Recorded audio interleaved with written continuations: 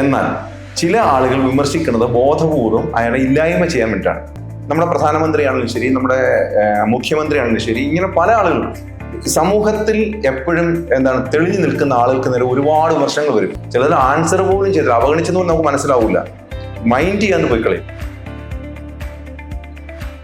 Sir, ഇന്ന് നമുക്ക് ചുറ്റുമുള്ള മനുഷ്യരെല്ലാം വിമർശനത്തിന് ഒരുപാട് ഭയക്കുന്നുണ്ട്. യഥാർത്ഥത്തിൽ മനുഷ്യരുടെ വളർച്ചയ്ക്ക് വിമർശനം ആവശ്യമല്ലേ? ചോദ്യത്തിനകത്തൊരു ചെറിയ കറക്ഷൻ ഉണ്ട് കേട്ടോ. വിമർശനം എല്ലാവരും ഭയക്കുന്നുള്ള ഒരു ജനറലൈസേഷൻ യോജിക്കാൻ പറ്റത്തില്ല. എല്ലാവരും ഭയക്കുന്നില്ല, ഭയക്കാത്ത ഒരുപാട് പേരുണ്ട്. ഭയക്കുന്നവര് ജീവിതത്തിൽ വിജയത്തിനോട് അടുക്കാൻ ബുദ്ധിമുട്ടുള്ളവരുമാണ്. രണ്ട് തരത്തിലാണ് വിമർശനം, 2-3 തരത്തിലെടുക്കാം, പ്രധാനമായും 2 തരത്തിലെടുക്കാം. ചില ആളുകൾ മറ്റുള്ളവരെ വിമർശിക്കുന്നത് അവരുടെ ആരെയാണോ വിമർശിക്കുന്നത്, അല്ലെങ്കിൽ വിമർശിക്കപ്പെടുന്ന ആളാരാണോ ആ ആളിൻ്റെ വളർച്ചയെ, അദ്ദേഹത്തിൻ്റെ ഗ്രോത്തിനെയാണ് അവർ ലക്ഷ്യം വെക്കുന്നത്. ഇപ്പൊ നമ്മുടെ മക്കൾ അല്ലെ നമ്മുടെ ഓഫീസിലെ സ്റ്റാഫ് അല്ലെ നമ്മുടെ ഏറ്റവും പ്രിയപ്പെട്ട സുഹൃത്ത് നമ്മൾ വിമർശിക്കുന്നത് ഉറപ്പായിട്ടും അവരുടെ വികാസത്തിന് വേണ്ടിയായിരിക്കും, അവരുടെ ജീവിതത്തിൽ ഉയർത്തണം.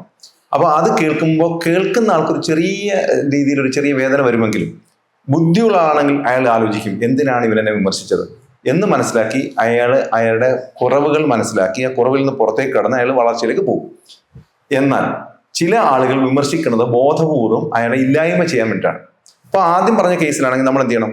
ഞാൻ ഒരാളെ വിമർശിക്കുന്നു, എൻ്റെ പ്രിയപ്പെട്ട സുഹൃത്താണ്, അയാളുടെ നന്മയ്ക്ക് വേണ്ടിയാണ് ഞാൻ ചെയ്യുന്നത് മനസ്സിലാക്കി എന്നോട് നന്ദിയുള്ളതായിരിക്കണം. തിരിച്ച് എന്നെ ഒരാൾ വിമർശിക്കുകയാണ്, എന്നെ വിമർശിക്കുമ്പോഴും ആ വിമർശിക്കുന്ന ആൾ എന്തിനാണ് വിമർശിച്ചതെന്ന് ഒരു ആത്മപരിശോധന ഞാൻ നടത്തിയ ശേഷം അതെൻ്റെ വളർച്ചയ്ക്കാണെങ്കിൽ തീർച്ചയായും ഞാൻ അവരോട് നന്ദിയുള്ളതായിരിക്കണം. അപ്പോൾ ചില വിമർശനങ്ങൾ നമ്മൾ താങ്ക്ഫുൾ ആയിരിക്കണം. എന്നാൽ ചില വിമർശനങ്ങൾ ഞാൻ എളുപ്പത്തിൽ നിങ്ങൾക്ക് മനസ്സിലാകുന്ന ഈ റീസെൻ്റ് ആയിട്ടൊരു കാര്യം ഞാൻ പറയാം. നിങ്ങൾക്ക് എല്ലാവർക്കും പിടികിട്ടും എന്താണ്. നമുക്കറിയാവുന്ന മലപ്പുറത്തെ ഒരു MLA ഉണ്ട്, PV അൻവർ. അദ്ദേഹം നിയമസഭയിൽ പ്രതിപക്ഷ നേതാവിനെതിരെ ഒരു വലിയ കള്ളപ്പണ കേസിന്റെ വലിയ എവിഡൻസ് ഉണ്ടെന്ന് പറഞ്ഞിട്ട് അദ്ദേഹം വലിയ തോതിൽ വിമർശനം അഴിച്ചു വിട്ടു. പക്ഷേ പ്രതിപക്ഷ നേതാവ് അതിനെ അതുപോലെ നിങ്ങൾ തെളിവുകൾ കൊണ്ടുവന്നോളൂ, എനിക്ക് പകൽ പോലെ സ്പഷ്ടമാണ്, ഞാനൊന്നും ചെയ്തിട്ടില്ല എന്ന് പറഞ്ഞു. സത്യത്തിൽ കേട്ടവരൊക്കെ അന്ന് ഈ വിഷയം ഉന്നയിച്ച ആളുടെ പക്ഷത്തുള്ള ആളുകൾ അദ്ദേഹത്തിന്റെ കൂടെ യോജിച്ചു, പ്രതിപക്ഷ നേതാവിൻ്റെ ഒപ്പം അദ്ദേഹത്തിന് അനുകൂലിക്കുന്നവർ യോജിച്ചു. പക്ഷെ കാലങ്ങൾക്കിപ്പുറം ഈ ആക്ഷേപം ഉന്നയിച്ച വിമർശനം ഉന്നയിച്ച അതേ ആൾ തന്നെ പറയാണ്, ഞാൻ ഇത് ഉന്നയിച്ചത് അയാളുടെ പ്രസ്റ്റീജ് തകർക്കാനും അയാളുടെ ഇമേജ് തകർക്കാനും വേണ്ടി തന്നെയാണ്, ഇതിന് പുറകിൽ ആളുകൾ ഉണ്ടായിരുന്നു. അപ്പൊ നമ്മൾ മനസ്സിലാക്കി ചില ആളുകൾ വിമർശിക്കുന്നത് അപ്പുറത്താളെ ഇല്ലായ്മ ചെയ്യാനാണ്. ഇതറിയാം. ഇങ്ങനെ അറിഞ്ഞുകൊണ്ട് ചെയ്യുമ്പോൾ എന്ത് ചെയ്യണം? അതൊരു തമാശയെ കാണാനും അതിനെ ചിരിച്ചു തള്ളാനും കഴിയണം. അവിടെ പ്രതിപക്ഷ നേതാവ് അങ്ങനെ ചെയ്തിരുന്നു, കുറച്ച് ഒച്ച വെച്ചെങ്കിൽ അയാൾ ഇതൊക്കെ ആര് പരിഗണിക്കുന്നു, ഞാൻ പരിഗണിക്കണേ ഇല്ല എന്ന് പറഞ്ഞ് കളഞ്ഞിട്ട് പോയി. നമ്മളെ സംബന്ധിച്ച്, ഒരു സാധാരണ ആളെ സംബന്ധിച്ച് അങ്ങനെ പറ്റിക്കോണമെന്നില്ല. അപ്പൊ ഇവര് പരിണിതപ്രജ്ഞരായ പൊളിറ്റീഷ്യന്മാർ അവർ ഇതുപോലെ ഒരുപാട് വിമർശനങ്ങൾ കേൾക്കും, ധാരാളമായിട്ട് കേൾക്കും.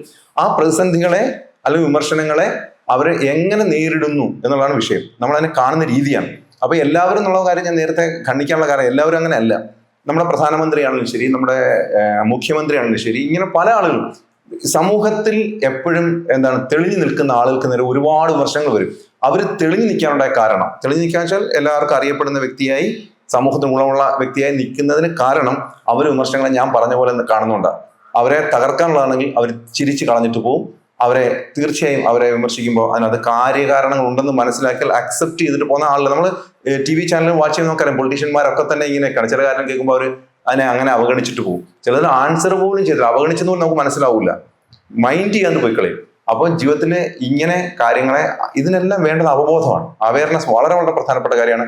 എന്തിനാണ് എന്നെ വിമർശിച്ചത്, എന്താണ് അയാളുടെ ലക്ഷ്യം എന്തായിരുന്നു എന്ന് നമുക്ക് മനസ്സിലാക്കിയാൽ ഇതെല്ലാം വളരെ ഈസി ആയിട്ട് ഹാൻഡിൽ ചെയ്യാവുന്ന കാര്യമുള്ളൂ. അപ്പോൾ വിമർശനം എപ്പോഴും നമ്മൾ നോക്കിയാൽ മതി, നമ്മുടെ ഗ്രോത്തിന് വലിയ തോതിൽ സഹായിക്കും. അത് നമുക്ക് ചെറുതിലോട്ടെ നമ്മൾ പേടിപ്പിക്കുകയാണ്. ആളുകളുടെ മുമ്പിൽ ആളുടെ തോന്നുന്നത് മറ്റുള്ളവർ എന്നെ കുറിച്ച് എന്ത് കരുതുമെന്നൊരു തോന്നലുണ്ടാവും വിമർശനം കേൾക്കുമ്പോൾ. അതുകൊണ്ടാണ് നമ്മൾ വിമർശനം പലപ്പോഴും ആളുകൾ വിമർശനം വിധേയരാകാതിരിക്കാൻ വേണ്ടിയിട്ട് കുറെ പണിപ്പെടും. അങ്ങനെ വിമർശന വിധേയരാവാൻ തയ്യാറായി നിന്നാൽ മതി, ഉറപ്പായിട്ടും അത് ജീവിതത്തിൽ ഗ്രോത്ത് ഉണ്ടാക്കി.